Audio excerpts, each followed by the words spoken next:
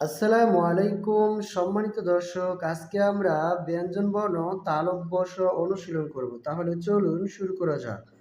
প্রথমে আমরা শুরু থেকে আমরা এইভাবে এনে এইভাবে আরেকটি মাথা আমরা এইভাবে দিয়ে এখান থেকে সোজা একটি টান দিয়ে তারপরে আমরা এখান থেকে অর্ধমাত্রা দিয়ে দিব। সুন্দর তালব্য শ হয়ে গেল। দর্শক, আমি আরো কয়েকবার অনুশীলন করছি। তালব্য শ বর্ণটি অনেকেই কঠিন মনে করে ভুলভাবে লিখে থাকে। তালব্য শ বর্ণটি লিখতে জানলে আমাদের জন্য অনেকটাই সহজ। এই বর্ণটির উচ্চারণও অনেকে আমরা ভুল করে থাকি।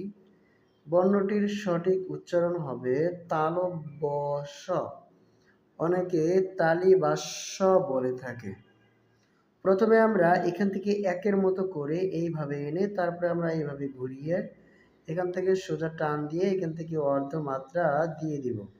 এটি হলো অর্ধমাত্রা বর্ণ।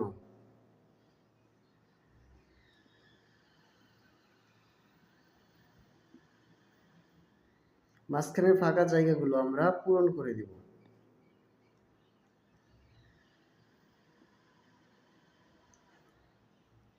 দর্শক, আজকে আমাদের এই তালব্য শ পর্যন্তই ছিল। দেখা হবে আপনাদের সাথে অন্য কোনো ভিডিওতে। সেই পর্যন্ত ভালো থাকবেন। আল্লাহ হাফেজ।